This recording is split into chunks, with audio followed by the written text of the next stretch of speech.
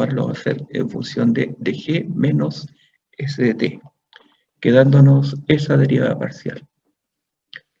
Aquí, como he sustituido la entropía molar, entonces en vez de plantearse la energía de Gibbs como está dado en la ecuación fundamental, en la derivada parcial, se representa el potencial químico. Y este potencial químico, recordando que es la energía de Gibbs molar. Entonces, esta es la expresión que vamos a usar hoy día para entrar a un tema nuevo. Bien, esta otra derivada parcial, que es la que resulta de la ecuación fundamental, esta ya la hemos aplicado anteriormente, considerando el dg ADP o dg molar ADP, por lo tanto lo podemos hacer también extensivo al cambio de potencial químico. Entonces, la importancia que tienen estas derivadas parciales, y ahora entramos al tema nuevo. ¿Cuál es el tema nuevo? Estuvimos revisando equilibrio químico, ahora vamos a ver equilibrio de fases. El equilibrio de fases ya habíamos planteado algo antes, que cuando el sistema está en un equilibrio de fase, ustedes podían evaluar trabajo, calor, delta U, delta H, delta A y delta G. Entonces, en un equilibrio de fases, ahora vamos a hacer uso de esta expresión. Y para ello, entonces, nos vamos a plantear lo siguiente. En el equilibrio de fases, en un sistema que está a presión constante, ya lo indiqué anteriormente, entonces aquí solamente se va a ver el efecto del cambio de temperatura. Entonces nos queda aquí el d mu de t a P constante, va a ser igual a menos la entropía molar. Cuando hablamos de equilibrio de fases, tenemos que empezar a distinguir las fases que puede tener un sistema, como es la básica, sólido, líquido y gaseoso. Hay que tomar en cuenta que hay sistemas que están en un estado de transición de sólido a sólido, y eso ya indica también que se puede aplicar esta misma relación que yo voy a plantear acá. Pero vamos a lo básico. Entonces, cuando planteé el hecho de que estamos trabajando con el sólido, la expresión la aplicamos al sólido. Entonces tendríamos aquí el cambio potencial químico del sólido y la entropía molar correspondiente al sólido. Y para el líquido y para el gas vamos a tener exactamente la misma expresión. Bien. Ahora, ¿qué significa todo esto? Si vamos observando acá, nos dice un d mu a dt. Este d mu a dt significa que se puede graficar el potencial químico en función de la temperatura. Y la pendiente va a ser igual a la entropía molar. Entonces, aquí hay que establecer lo siguiente. La entropía molar del gas es mayor que la del líquido y es mayor que la del sólido. Con el signo negativo podemos indicar entonces que una gráfica del potencial químico del sólido respecto de la temperatura tendría que ser una línea recta con pendiente negativa. Exactamente igual para el líquido y para el gas. Y ese comportamiento lo podemos representar en una misma gráfica. Entonces, tomando en cuenta primero esa relación que se le acabo de indicar, la entropía molar del gas es mucho mayor que la del líquido, la del sólido, por lo tanto, las pendientes serán exactamente igual. Esta pendiente tendrá que ser mayor que la del líquido y tendrá que ser mayor que la del sólido. Y eso entonces es la representación del potencial químico respecto a la temperatura para cualquiera de estas sustancias, y lo representamos en forma conjunta para ver entonces en qué momento podemos hablar de equilibrio de fase.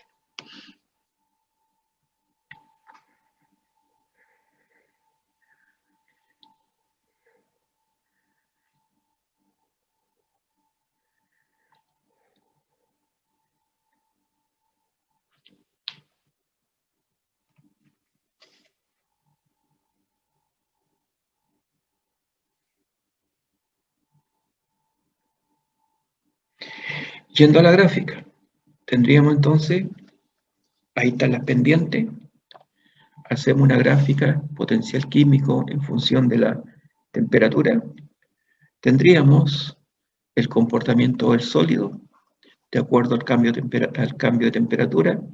Entonces aquí se observa inmediatamente que mientras la temperatura aumenta, el potencial químico del sistema tendría que disminuir. Por eso le da una pendiente negativa. Esa sería la recta del comportamiento del sólido respecto del potencial químico del sólido respecto a la temperatura. Enseguida se observa que la pendiente para el líquido tiene que ser mayor que aquella del sólido. Y trazamos una recta en la misma gráfica. Y el potencial químico del gas es mucho mayor que la del líquido y trazamos también una recta. Y ahí vemos las pendientes. Aquí tenemos una menor pendiente para el sólido, la pendiente para el líquido es mayor y la pendiente para el gas aún es mucho mayor. Al cruzar estas líneas, inmediatamente se observa algo, que acá hay un punto de coincidencia, ¿ya? Y acá también hay otro punto de coincidencia. Este otro no tiene importancia, pero sí este punto y este otro punto que tenemos acá. Entonces, aquí en este punto de coincidencia, ¿qué es lo que tenemos? Se intercepta la línea correspondiente al sólido respecto al líquido. Por lo tanto, en ese punto vamos a tener que el potencial químico del sólido es exactamente igual al potencial químico del líquido. Eso significa que el delta mu es igual a 0. Y el significado de ello es que acá, a estas condiciones, se establece que el sistema está en un estado de equilibrio.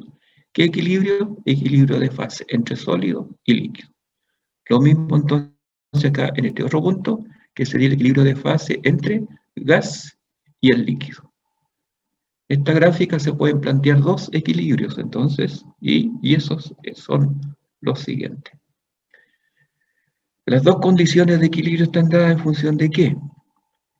En el punto 1 hay un equilibrio entre el sólido y el líquido. Eso significa que el potencial químico del sólido es igual al potencial químico del líquido y este equilibrio está definido a una temperatura, que es la temperatura de fusión. Y en el punto 2 tendríamos un equilibrio entre el líquido y el gas, donde el potencial químico del líquido es igual al potencial químico del gas, y a esas condiciones tenemos la temperatura de equilibrio, que es la temperatura de ebullición. Por lo tanto, gráficamente es eso. ¿Ya? Tenemos temperatura de fusión y tenemos la temperatura de ebullición. Y esto ya nos demuestra, esta gráfica de potencial químico en función de la temperatura, el equilibrio de fase correspondiente.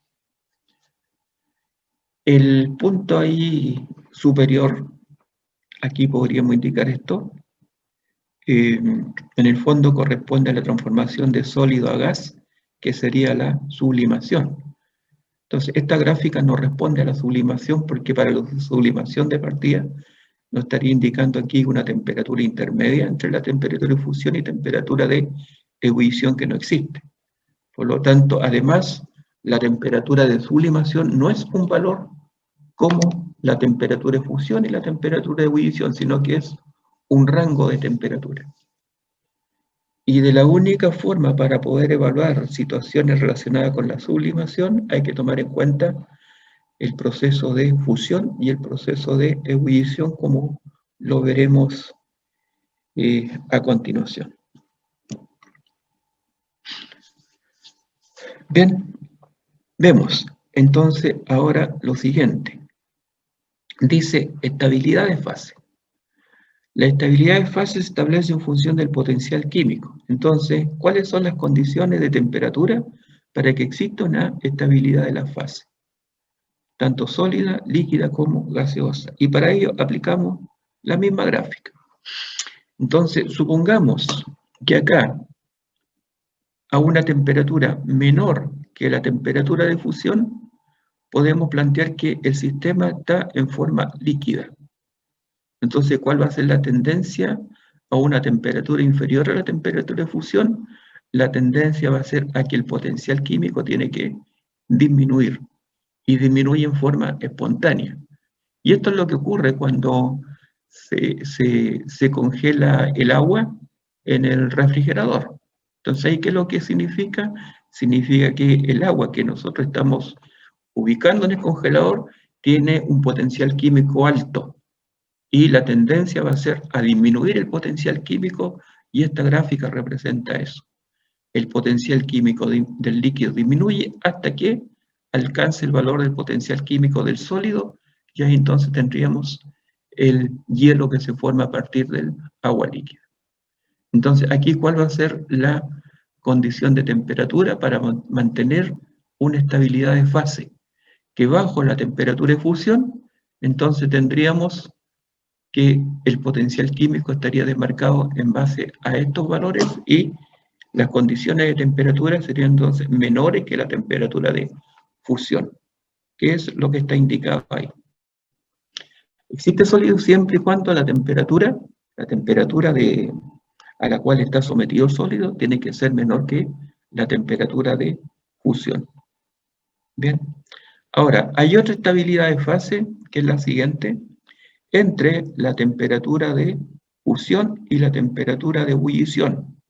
Si existe sólido y lo sometemos a la temperatura ambiente, el sólido se va a fundir o se va a derretir. En este caso, nuevamente, supónganse el caso de que tenemos en un vaso a 25 grados, colocamos hielo, en un momento después vamos a tener solamente agua. ¿Qué significa esto entonces? Que el potencial químico del sólido disminuye hasta alcanzar el potencial químico del líquido. Lo mismo para el caso del gas, cuando se produce la condensación de un gas. Esto principalmente se puede observar en los ventanales, en el vidrio, cuando el agua condensa a una temperatura más baja. Y ahí tenemos entonces que el potencial químico del vapor del agua disminuye hasta alcanzar el potencial químico del líquido, y ahí tenemos entonces el agua condensada. Entonces, cuando la temperatura está entre la temperatura de fusión y la temperatura de ebullición, existe el líquido. Y lo mismo para el caso del gas o vapor. Sobre la temperatura de ebullición disminuye, vemos acá, va a disminuir el potencial químico del sólido, va a disminuir el potencial químico del líquido hasta alcanzar al potencial químico del gas. Por lo tanto, sobre la temperatura de ebullición tendríamos la forma gaseosa o la forma de vapor. ¿Qué me indica entonces la estabilidad? La estabilidad está dada en función de que el potencial químico tiene que disminuir, y eso es un proceso espontáneo. Por lo tanto, vamos a tener un proceso espontáneo en el caso de a una temperatura inferior a la temperatura de fusión, si tenemos una sustancia en forma líquida, y tendrá que transformarse a sólido. Y así en las dos etapas siguientes. La estabilidad de fase, entonces, ¿cuándo se logra? Cuando la sustancia está en su menor potencial químico. Esto también explica el hecho del uso del refrigerador, porque ¿qué es lo que hace en el fondo el refrigerador? Es sacar energía de la sustancia que estamos congelando. Por lo tanto, al sacar energía, está disminuyendo el potencial químico.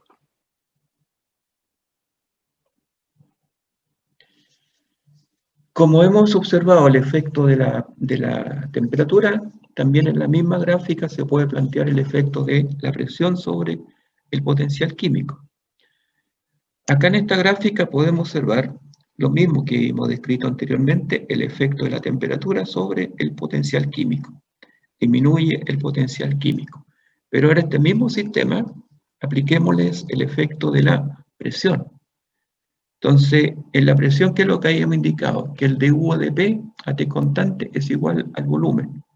Por lo tanto, si hacemos una gráfica del potencial químico en función de la presión, nos va a dar una pendiente positiva. Pero aquí solamente vamos a indicar lo siguiente. Si disminuimos la presión, ¿qué va a pasar con el potencial químico de acuerdo a esa derivada. El potencial químico tiene que disminuir. Por lo tanto, aquí en estas mismas gráficas vamos a representar la disminución del potencial químico. 1 para cada una de las sustancias que tenemos. Entonces ahí, para le he indicado, entonces esta es la derivada parcial que tenemos que aplicar. Como aquí tenemos signo positivo, una disminución de la presión va a indicar que se va a producir una disminución del potencial químico. Y ese potencial químico lo podemos representar gráficamente trazando esa línea. Acá tenemos entonces el potencial químico del sólido a una presión mayor y el potencial químico del sólido a una presión menor. Y lo mismo se puede hacer para el líquido y para el gas. Entonces, en esta gráfica ya se observa algo que es muy significativo. Aquí tenemos la temperatura de fusión y a una presión más baja, ¿qué es lo que va a ocurrir? La temperatura de fusión tiene un menor valor cuando hay una menor presión. Y en el caso de la temperatura de ebullición, la tenemos aquí en condiciones, digamos, normales, disminuimos la presión y la temperatura de ebullición también disminuye. Entonces, por efecto de la disminución de la presión, va a disminuir la temperatura de fusión del sólido y va a disminuir la temperatura de ebullición del líquido. Y aquí tenemos un delta T. Bien, esa delta T entonces está dado por efecto de la disminución de la presión. Y aquí tenemos entonces otro delta T relacionado con la temperatura de ebullición. Modificando la presión, entonces podemos plantearnos de que el potencial químico va a disminuir y con esa disminución se establece un nuevo equilibrio a una temperatura distinta. Es por eso que siempre los equilibrios tienen que estar dados a una temperatura constante, que es la temperatura de equilibrio. Pero va a depender de las condiciones que tenga el sistema. Bien, entonces con esto vemos cuál es el efecto tanto de la temperatura y la presión sobre el potencial químico y para poder establecer los sistemas que estén en un equilibrio de fases.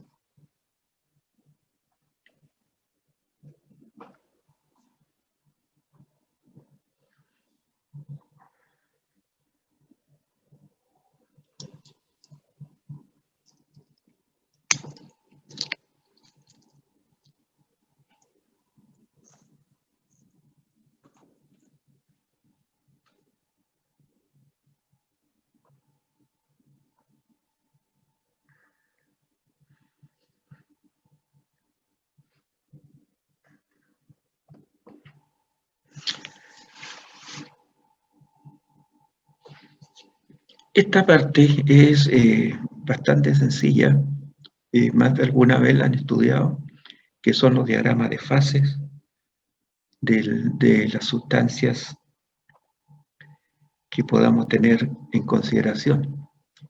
En este caso voy a mostrarles una gráfica que corresponde al diagrama de fase del agua. Entonces, aquí, ¿qué es lo que podemos observar?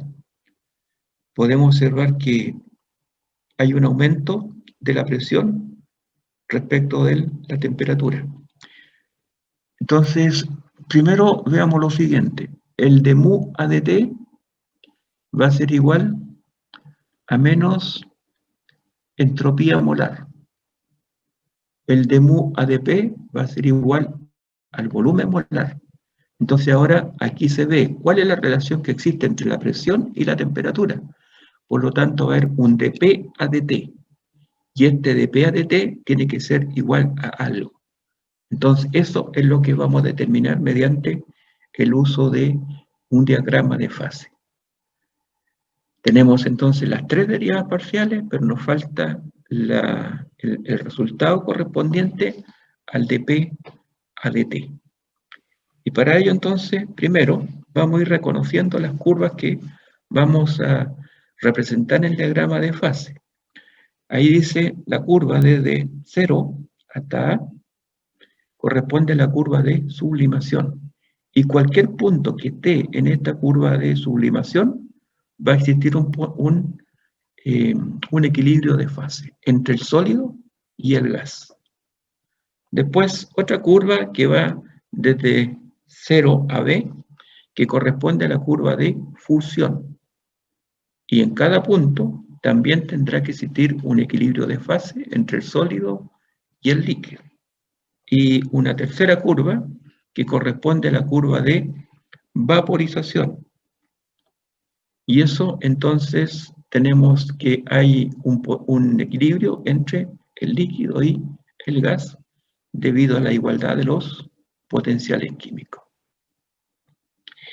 Y en el punto cero es el que se reconoce como el punto triple, donde existe un equilibrio entre las tres fases. Entonces acá, vuelvo a insistirle, acá hay un equilibrio entre sólido y gas, equilibrio entre sólido y líquido y equilibrio entre líquido y gas. Y aquí tenemos un equilibrio entre las tres formas del sistema. Ahora, si acá existen equilibrios en todas las curvas, en esta región vamos a tener solamente sólido. En esta otra región tenemos líquido y en esta otra región gas. Es por eso que esta curva nos da el equilibrio entre líquido y gas, esta otra entre sólido y líquido y esta otra entre sólido y gas. Bien, aquí hay que ir viendo ahora cuáles son los efectos si nosotros vamos modificando la presión o vamos modificando la temperatura. Por ejemplo, supongamos que acá tenemos el sólido y vamos aumentando la temperatura. Al aumentar la temperatura vamos a llegar aquí a este equilibrio. Y ese equilibrio es el equilibrio de fase. Recuerden lo que vimos en la curva de calentamiento. Entonces vamos calentando el sistema y inicialmente partimos con sólido y vamos a llegar a la temperatura de fusión. Recuerden la curva de calentamiento. Entonces después cuando en la curva de fusión ya cambia el sistema de sólido a líquido y seguimos calentando el sistema hasta llegar a otro punto acá que va a ser la temperatura de ebullición donde existe el equilibrio entre el gas, entre el líquido y el gas. Y después se sigue calentando el gas o se sigue calentando el vapor. Aquí tenemos entonces lo que le había señalado anteriormente. El aumento de la temperatura va a significar un aumento de la energía cinética. En el equilibrio va a producirse un aumento de la energía potencial, después aumento de la energía cinética, aumento de energía potencial y aumento de energía cinética. Y para cada parte de esta línea que se traza, podemos calcular todos los términos que ya anteriormente habíamos indicado. Entonces, el efecto de la temperatura también va a significar lo siguiente. ¿Qué pasa? Perdón, el efecto de la presión. ¿Qué pasa si aumento la presión? Entonces, y parto de un gas. Se puede lograr aquí la curva de sublimación, equilibrio entre sólido y gas, y posteriormente tendríamos entonces que el sistema va a pasar a líquido. Aquí dije curva de vaporización, no curva de sublimación. La curva de sublimación es esta. Bien, ahí entonces tenemos el punto triple y con eso nos podemos ir viendo. Esto es importante que ustedes vayan trazando acá rectas y vayan viendo el comportamiento que tiene el sistema mientras la presión aumenta, o la presión disminuye, mientras la temperatura aumenta o la temperatura disminuye. Entonces, ¿qué es lo que va ocurriendo con el sistema que tenemos? Bien, es importante también conocer acá que el sistema va hacia lo que se llama las condiciones críticas. En las condiciones críticas, ¿qué se considera? Que el sistema, cuando supera la condición crítica, va a permanecer siempre en forma gaseosa. O sea, si prolongamos más la curva C que está indicada ahí, vamos a llegar solamente a que el sistema va a existir en una fase, que es la fase gaseosa. Pero en la condición crítica, tal como está, o en el punto crítico, ahí existe un equilibrio entre tres fases. que es el líquido, el gas y el fluido supercrítico. Veamos algo respecto de lo que significa a su vez manejar valores de presión. Entonces aquí está definida la presión a una atmósfera. Si nosotros planteamos esta curva, aquí en esta curva vamos a tener muchas temperaturas de ebullición a distintos valores de presión. Pero si fijamos la presión en una atmósfera, aquí vamos a estar indicando que existe la temperatura de ebullición normal. Y aquí vamos a tener la temperatura de fusión normal.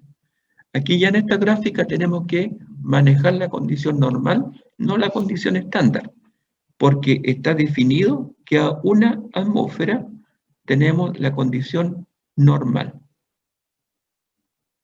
Bien, entonces ahí tendríamos una temperatura de fusión, que es la temperatura de fusión normal, y a su vez tendríamos la temperatura de ebullición, que es la temperatura de ebullición normal, tanto en la curva de fusión como en la curva de vaporización.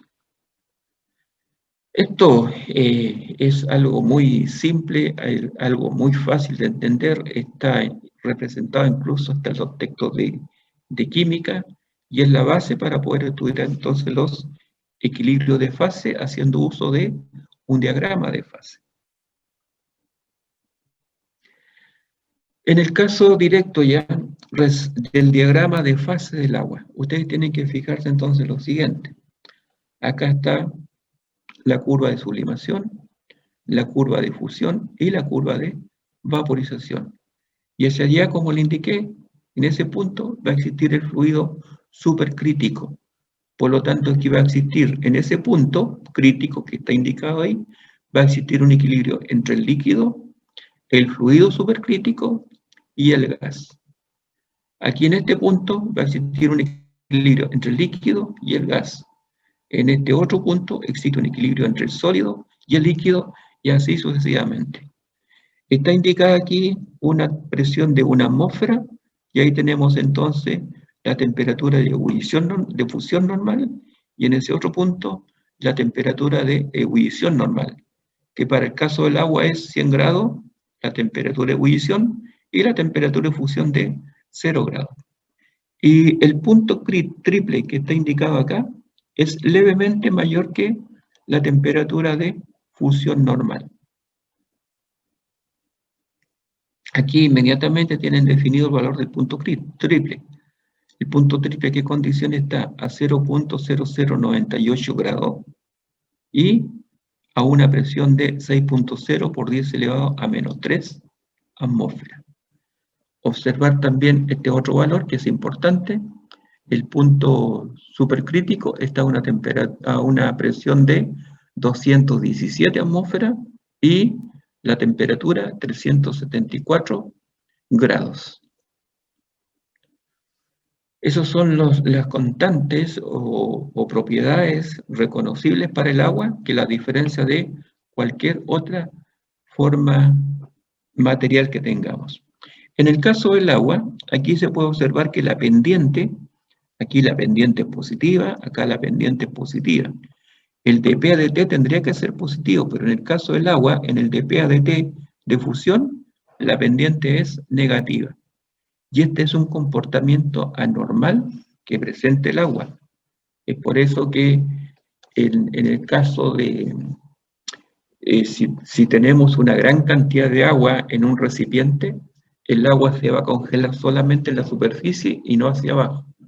Y eso es reconocible ya en zonas de muy baja temperatura, donde bajo la superficie del hielo existe agua y puede existir la vida.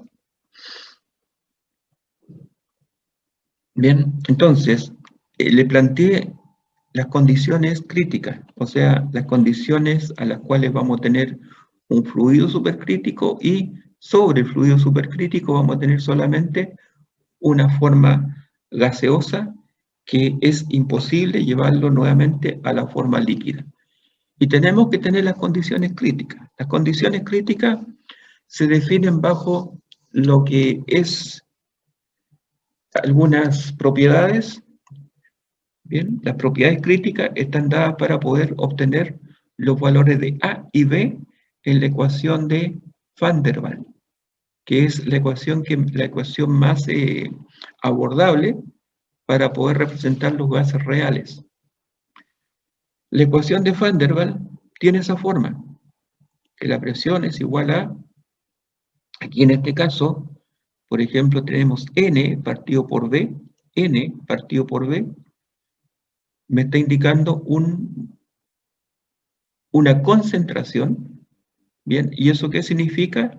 La concentración de la molécula gaseosa alrededor de la pared del recipiente, donde colisionan y determinan entonces un efecto mayor de presión.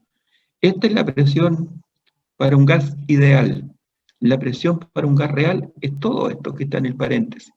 Entonces la presión de un gas real va a ser mucho mayor que la presión del gas ideal. ¿Y a qué se debe? Se debe a las colisiones contra las paredes del recipiente, que estaría representado por Nb, y las colisiones entre las mismas moléculas, que va a estar representado por otro valor de Nb. Es por eso aquí nos aparece N cuadrado, B al cuadrado, en función de lo que es la concentración que van a tener las moléculas gaseosas dentro de un sistema.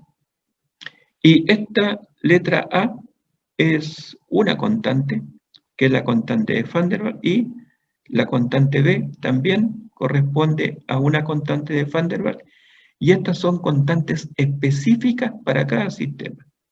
Cada sistema tiene su constante de Van der Waals. Y esos son valores que están tabulados. Ahora, el volumen molar. Tenemos acá, entonces, al volumen molar del gas ideal se le resta un valor, que es N partido por B. ¿Esto qué considera? Considera el concepto de volumen excluido. Y el volumen excluido corresponde a un volumen que una molécula gaseosa no puede ocupar porque, perdón, corresponde al volumen que una molécula no puede ocupar porque ya le corresponde a otra molécula. Bien, esto es lo mismo que nosotros podemos hacer una analogía de que si alguien se quiere sentar y el asiento está ocupado, es imposible que se pueda sentar ahí. Obligadamente hay que buscar un asiento vacío, ¿ya? Y ese entonces es el volumen excluido, un volumen no ocupable por una partícula. Y esto nos da entonces lugar a la ecuación de Van der Waals. Ahora, ¿cuál es la idea de presentarle esto? Que el valor de A y el valor de B se establecen en función de las propiedades críticas. Y la relación es la siguiente. El valor de B, conocido el volumen crítico, el volumen molar crítico, al dividirlo por 3 nos da el factor B. Enseguida, la presión crítica está relacionada por la razón entre el factor A, el factor B elevado al cuadrado por 27. Y la temperatura crítica estaría dada entonces por esta otra relación. SR es la constante de los gases.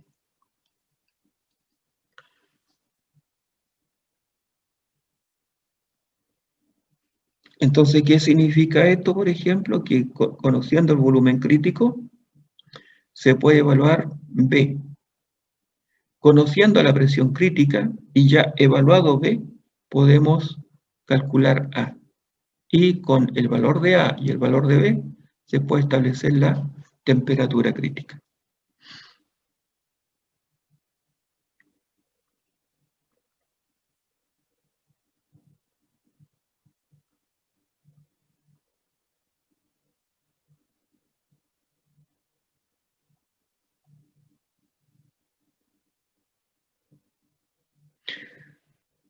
Anteriormente les indiqué la curva de sublimación, la curva de vaporización. Entonces, aquí en esta gráfica solamente vamos a tomar una pequeña parte de cualquiera de esas dos curvas. Entonces, vamos a definir fases. Para poder hacer uso de relaciones matemáticas, vamos a identificar la fase alfa, Por ejemplo, si yo le planteo la curva de vaporización, la fase alfa sería el líquido, la fase beta sería el gas. Y esa sería entonces la curva de equilibrio entre el líquido y el gas, o la fase alfa y la fase beta. Vamos a marcar dos puntos en esta curva. Tengo un punto A, un punto B. ¿Qué es lo que podemos observar en este punto? Que vamos a tener una presión y una temperatura definida al punto 1. Y vamos a tener una presión y una temperatura definido al punto 2. Por lo tanto, eso nos va a demarcar un dP, que esto es la presión 2 menos la presión 1, y nos va a indicar también un dT, donde es la temperatura 2 menos la temperatura 1. Pero, como en este punto el sistema está en equilibrio, aquí tendríamos entonces también un potencial químico 1, y aquí tendríamos un potencial químico 2, de acuerdo a que el sistema también está en un estado de equilibrio. Y entre el potencial químico 1 y el potencial químico 2 vamos a tener una diferencia del potencial químico. Y aquí se ven todas las relaciones de P, de T y también el de mu. Bien, entonces ahí tenemos el potencial químico 1 y el potencial químico 2. Como en el punto hay un equilibrio, establecemos entonces que el potencial químico de la fase alfa es igual al potencial químico de la fase beta en ambos equilibrios. Y con eso nos va a demarcar una diferencia de potencial químico. ¿Cuál es la idea de esto? Partir con esta formulita, ¿ya? Que es lo que le he indicado, el de mu de alfa va a ser igual al potencial químico de alfa 2 menos potencial químico de alfa 1. Y para beta exactamente lo mismo, que es lo que está indicado entonces acá en esa relación. Es el de mu para alfa y este va a ser el de mu para beta. Entonces nos da esa relación, que el de mu de beta es igual al de mu de alfa. ¿Qué le estoy indicando con esto? La diferencia potencial químico entre la fase alfa y la fase beta tiene que ser exactamente la misma, porque está trazada en esa curva.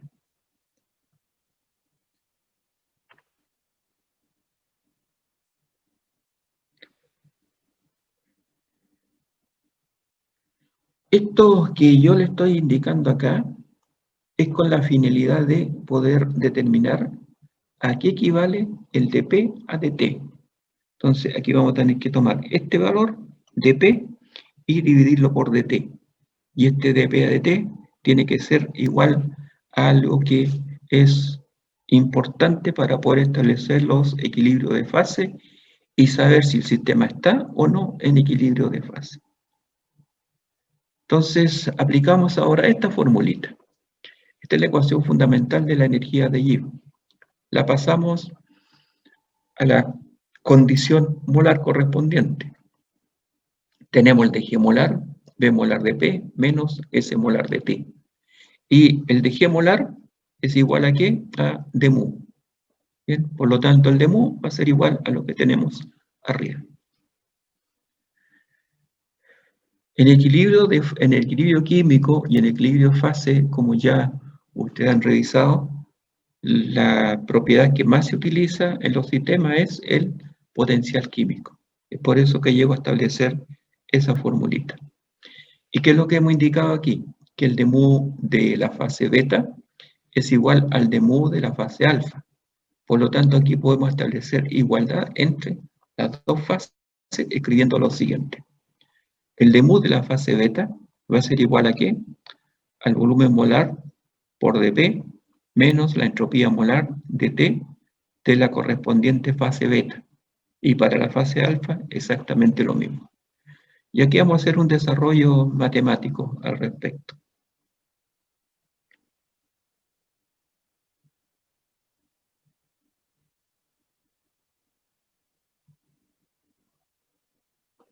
Aquí reunimos términos semejantes en función de las derivadas. Volumen molar de P menos volumen molar de P, y lo mismo para la entropía molar respecto de dt. tenemos que factorizar. Se factoriza en función de dp y en función de dt, quedándonos esa expresión. Y al final, ¿qué tendríamos? Que el dp, al dividirlo por dt, nos va a quedar que la diferencia entre las entropías va a ser igual a ¿qué? A la diferencia de la entropía dividido por la diferencia de los volúmenes.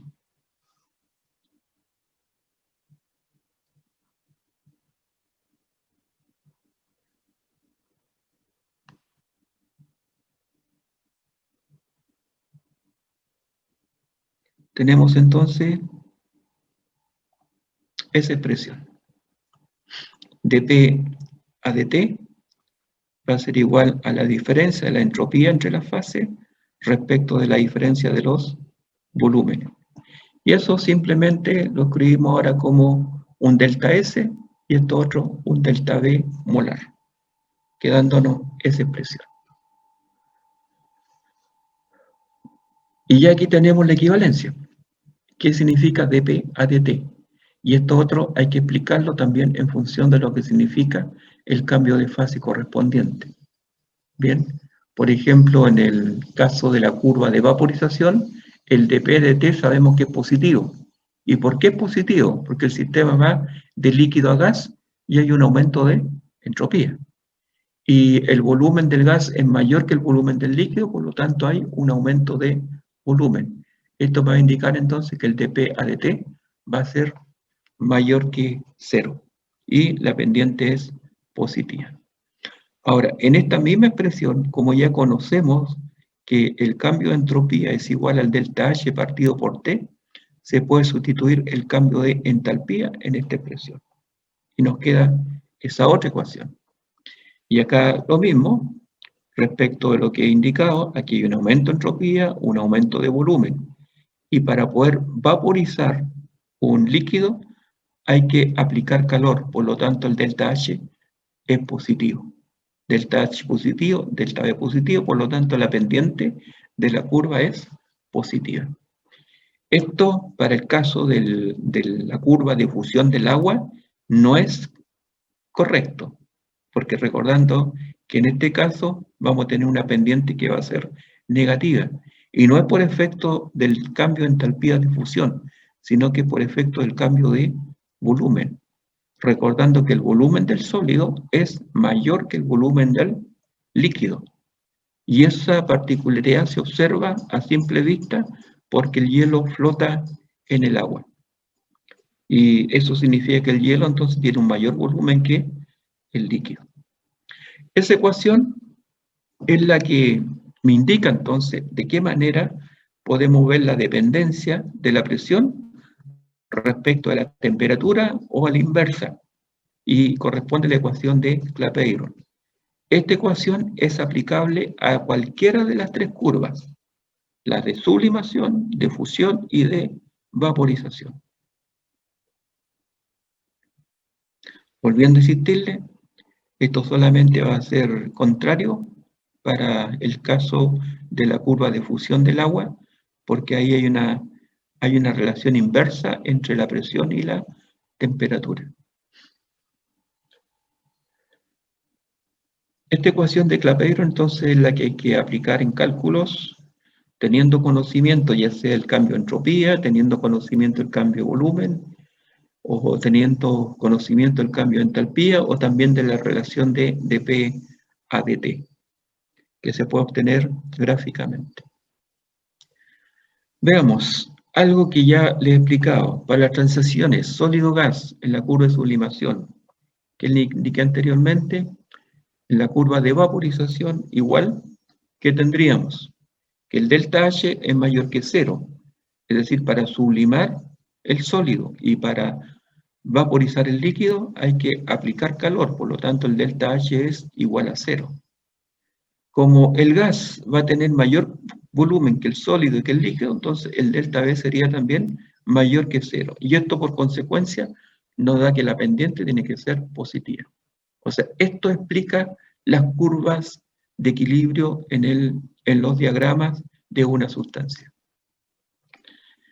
Para la transición ahora de sólido a líquido, en la curva de fusión que tenemos, lo mismo, el delta H va a ser positivo, el delta B va a ser positivo.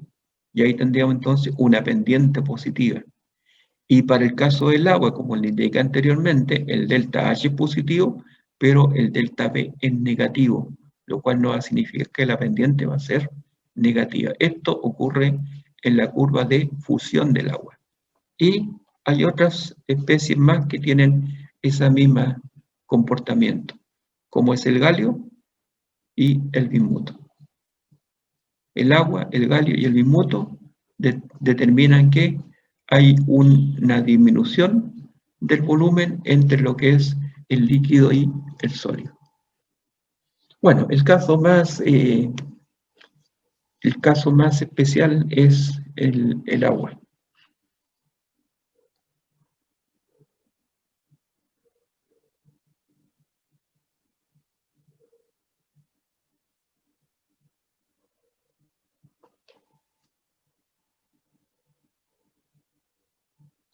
Si ustedes revisan diagramas de fase a nivel de literatura, van a observar que la curva de fusión de cualquier otra sustancia, excepto el agua, y los dos elementos que están indicados ahí, tienen una pendiente positiva, como es el caso que tenemos acá.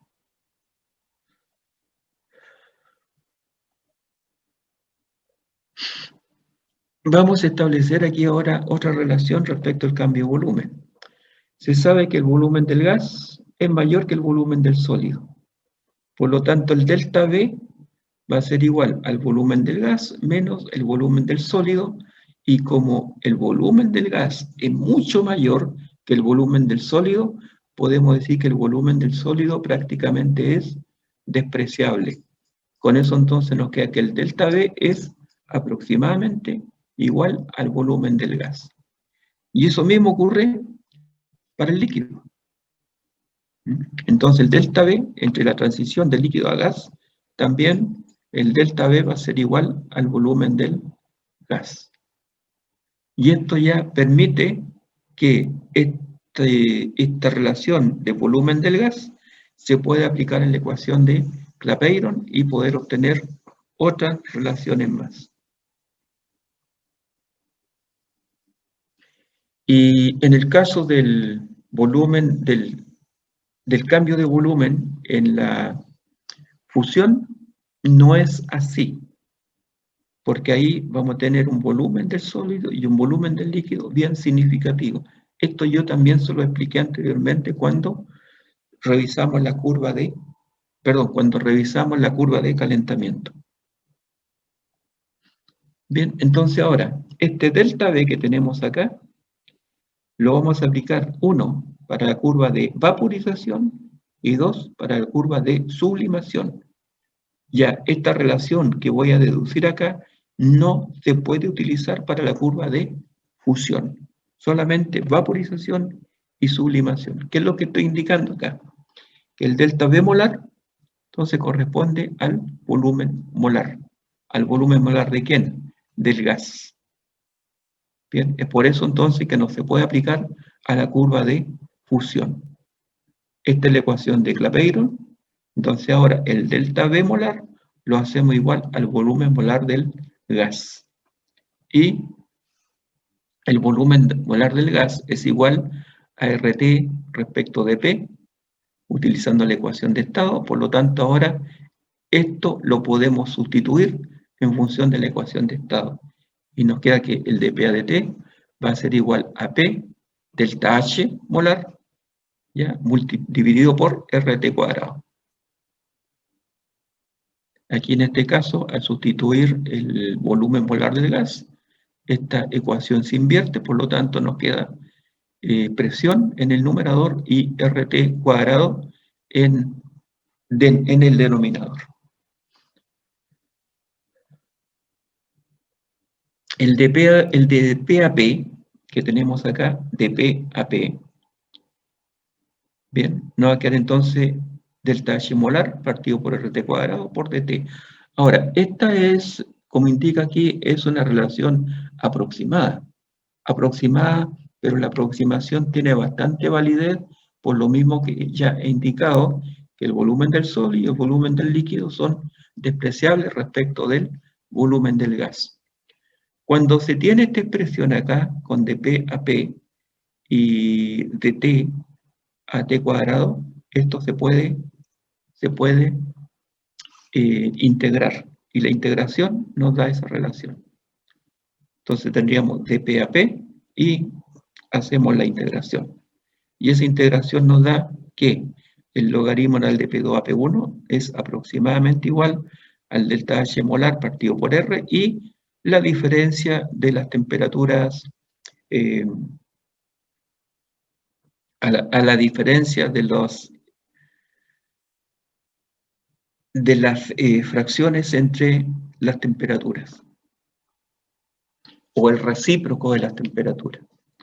Fíjense bien que esta expresión es muy parecida a algo que ya habíamos visto anteriormente. ¿Cuál es? K2 respecto de K1, donde el delta H aquí correspondía al delta H de la reacción química. Ahora, estas presiones que están acá son las presiones de vapor. La presión de vapor del sólido, por lo tanto, si es del sólido, esto sería el delta H de sublimación, y también la presión de vapor del líquido, y en ese caso este delta H sería el delta H de vaporización. Por lo tanto, conociendo valores de presión a dos temperaturas distintas, se puede evaluar tanto el delta H de vaporización y el delta H de sublimación. Esta fórmula no es aplicable para el delta H de fusión. Entonces, ahí tenemos la ecuación más familiar, es esa, y esa es la ecuación de Clausius-Clapeyron. Entonces, esta ecuación de Clausius-Clapeyron, tal como le indiqué, le permite evaluar un cambio de entalpía molar para la vaporización o sublimación, o también ver el efecto que tiene la temperatura sobre la presión de vapor. Podemos, en un momento, si conocemos el delta H de vaporización del agua, por ejemplo, y tenemos que la presión 1 corresponde a la presión normal, entonces aquí tendríamos una atmósfera, y a una atmósfera tendríamos una temperatura de ebullición normal, por lo tanto T1 sería 273 Kelvin. Y podemos calcular a 25 grados, a 50 grados, etcétera, cuál sería entonces la presión de vapor. Y ahí se pueden calcular todas las presiones de vapor que están en la curva de vaporización.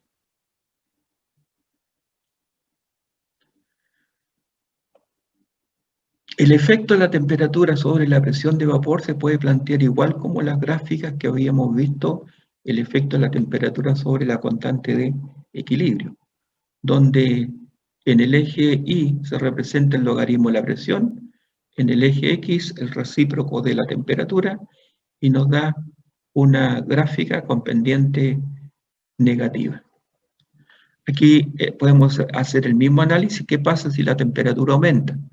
Cuando la temperatura aumenta, progresa en ese sentido, en el sentido de la flecha. Entonces, a un aumento de temperatura, ¿qué vamos a tener? Un aumento de la presión. Y eso es aplicable a un proceso que es endotérmico. Bien, y es endotérmico. ¿Qué significa esto? Que el delta H de sublimación es un valor positivo, el delta H de vaporización es un valor positivo. Y justamente se producen estos cambios que están establecidos acá. Bueno, para un proceso exotérmico, la situación simplemente es al revés.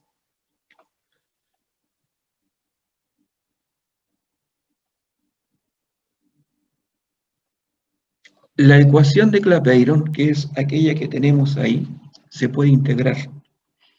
Y la integración la tendríamos en función de esta relación. El dP, y pasamos el dt al segundo miembro, y enseguida integramos. Y la integración nos da entonces esta otra ecuación. Esto aquí, el delta H, recordando que es constante, el delta B también va a ser constante para el cambio de fase correspondiente, entonces solamente se integraría en función de dP y se integra en función de dt partido por t. Por lo tanto, la ecuación integrada sería esa que tenemos ahí. La diferencia de presión, que va a ser igual al delta H molar partido por el delta B molar y el logaritmo natural entonces de las dos temperaturas de trabajo.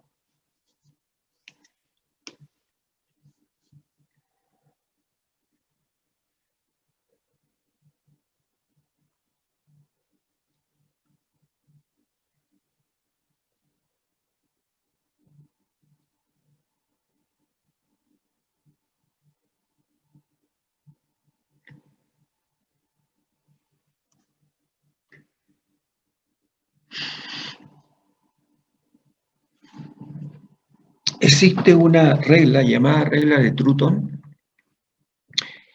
En el caso de, le voy a hacer un resumen, cuando se aplica la ecuación de Clapeyron, se puede evaluar el delta H de fusión, vaporización y sublimación.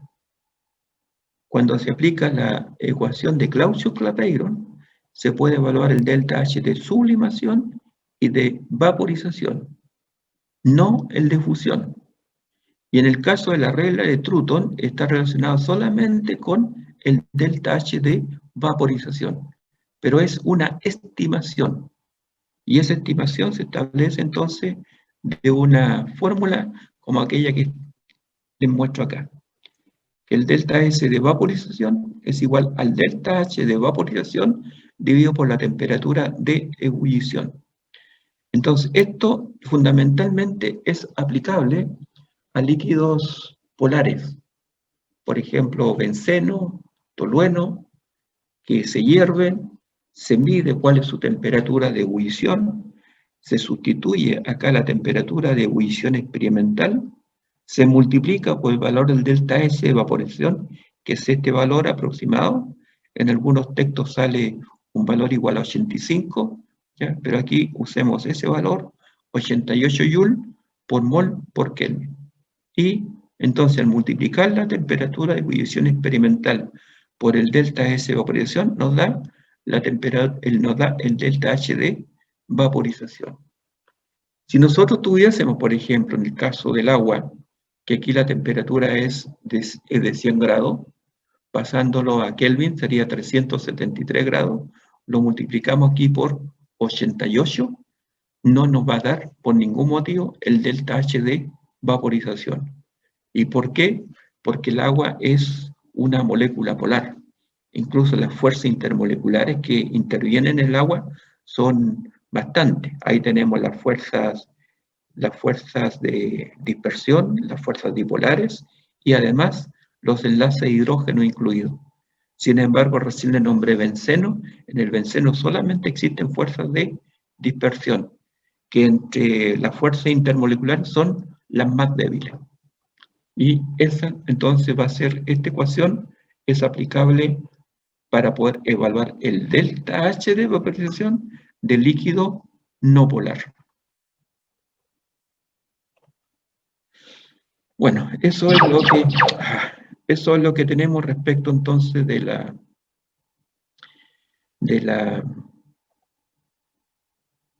los equilibrios de fase.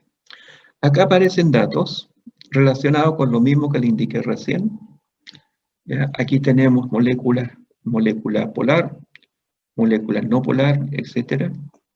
Entonces, aquí los delta S, fíjense bien los delta S, de acuerdo a la regla de Trutón. ¿Cuáles serían los líquidos más aceptables de acuerdo a la regla de Trutón? Sería aquí el butano, el benceno, el tolueno, que se acercan más al valor de 88 que indiqué recién. En el caso del agua, el delta H de evaporación es mucho más alto. Y esto justamente se debe al comportamiento que tiene el agua de acuerdo a su polaridad. Y en este caso, por ejemplo, del ácido acético, ves que el valor del cambio de entropía es más bajo. ¿Y por qué más bajo? Porque el ácido acético dimeriza. Bien, eso es lo que se puede establecer con respecto a esta tabla. Bueno, los valores también están tabulados. Vamos viendo, realicen ejercicio. Basta con esa información. Dice, la temperatura y evolución normal del cloroformo es 61.7 grados. Estima la presión de vapor del cloroformo a 50.0 grados. Ya, veamos. Trabajen.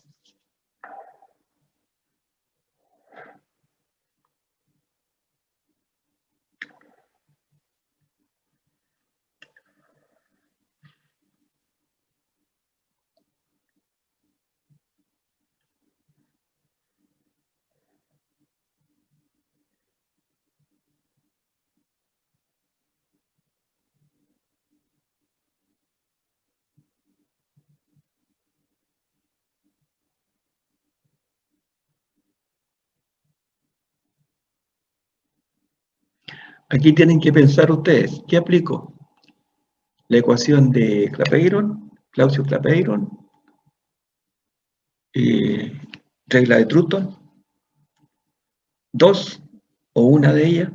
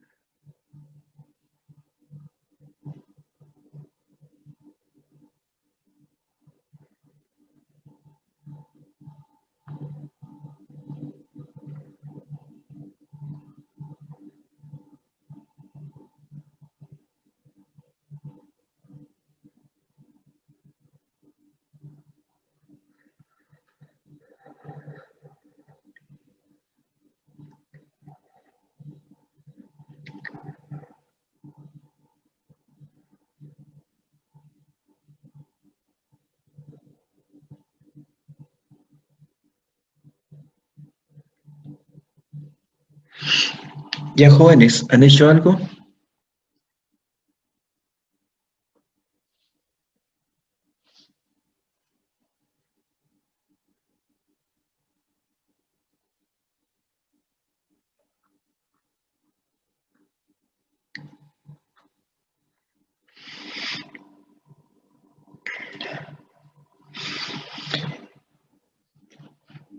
En primer lugar, ahí dice temperatura de ebullición normal. Por lo tanto, ustedes conocen hasta ahí la temperatura de ebullición, que es 61.7 grados, y la presión, que es una atmósfera. Entonces, ¿qué se pide en este problema? Calcular la presión a 50 grados. Y para eso tienen que aplicar la ecuación integrada de Arrhenius. Perdón, la ecuación integrada de Clausius-Clapeyron, que es logaritmo del de P2 a P1 igual delta H T2 menos T1 dividido por RT2 T1. Pero ¿cuál es el problema para usar esa ecuación? El delta H. Y el delta H lo pueden calcular con la regla de Trutton. Y problema resuelto.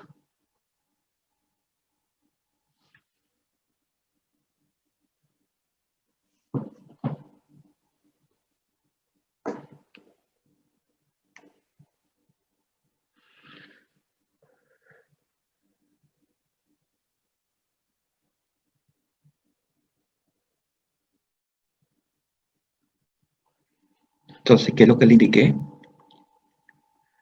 Aplicando la regla de Trutton, pueden calcular el delta H de vaporización. Para eso, ¿qué tendrían? 61.7 grados a Kelvin y lo multiplican por el valor 88. Y es por eso que en el problema dice estima. Una estimación es obtener un valor relativamente aproximado al real. Y la estimación se hace primero con la regla de Trutton y después se aplica la ecuación de Clausius-Clapeyron, que también da valores aproximados, pero que son muy correctos respecto a lo que es en la práctica. Entonces tenemos ahí el delta S de vaporización, que es 88 Joule por mol por Kelvin. Tendrían la temperatura de ebullición 61.7 grados, que es 334.8, y nos da el delta H de vaporización. Ese delta H de vaporización se sustituye en la ecuación de Clausius-Clapeyron, y la ecuación de Clausius-Clapeyron es esta. Entonces aquí tenemos una presión, que es la presión 1, y la presión 1 aquí está indicada como 760 torr o 760 milímetros de mercurio. Ese valor de 760 corresponde entonces a una atmósfera.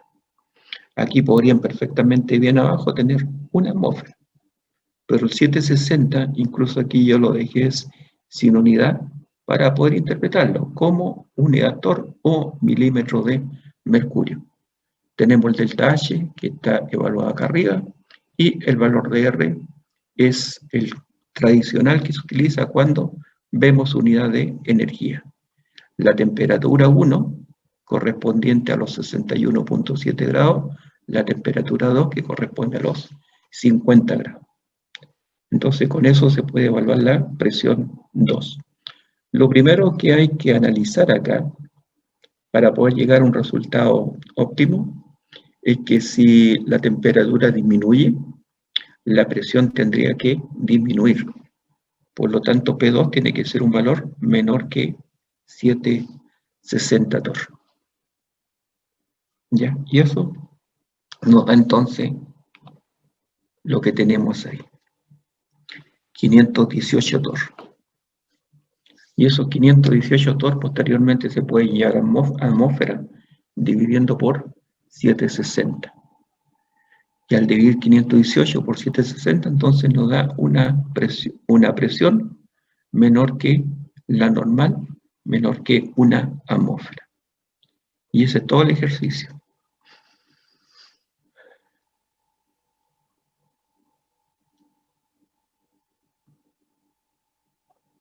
Segundo ejercicio ese.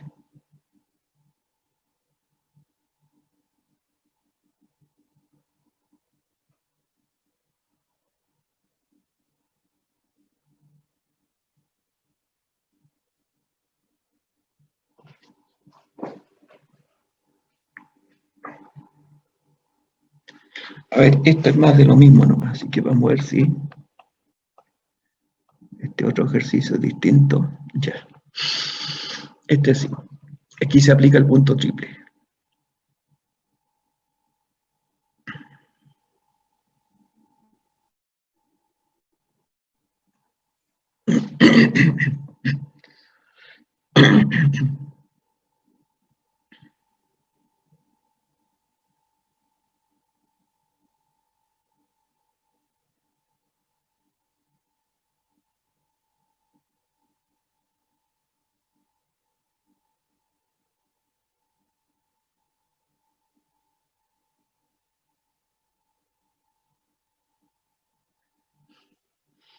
Entonces aquí ustedes pueden ver lo siguiente. El punto triple está a una temperatura y a una presión. Estos son los valores de punto triple del amoníaco. Y se entrega la entalpía de vaporización. Lo que se pregunta es por la temperatura de ebullición normal, es decir, aquella temperatura que estaría definida a 760 torr. Por lo tanto, tienen dos presiones y una temperatura. Lo que se pide calcular entonces es la temperatura de ebullición normal, teniendo conocimiento de la entalpía molar de vaporización.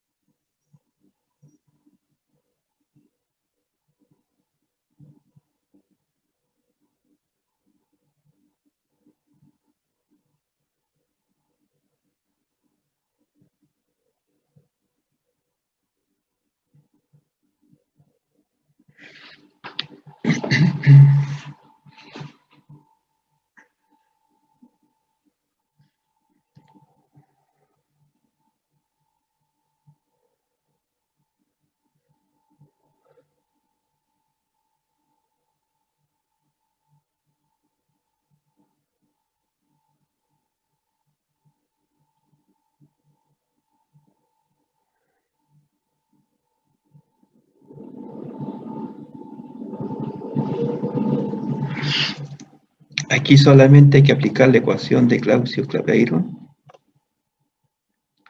Tenemos ahí, calcular la presión 2. Entonces nos da un valor de 239.5 grados. Eso pueden ver ustedes que es una temperatura en Celsius negativa. Por lo tanto, la temperatura de difusión normal del amoníaco está a temperatura inferior a 0 grados Y es por eso que la existencia del amoníaco es en forma gaseosa. El amoníaco existe en forma de gas.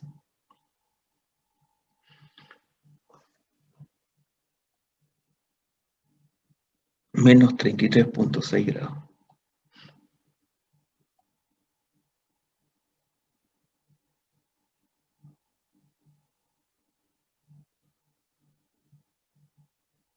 Ya, este ejercicio igual que el primero. Quiero ver si hay otro. Ya, ese ejercicio lo copian, lo pueden desarrollar tranquilamente cuando quieran.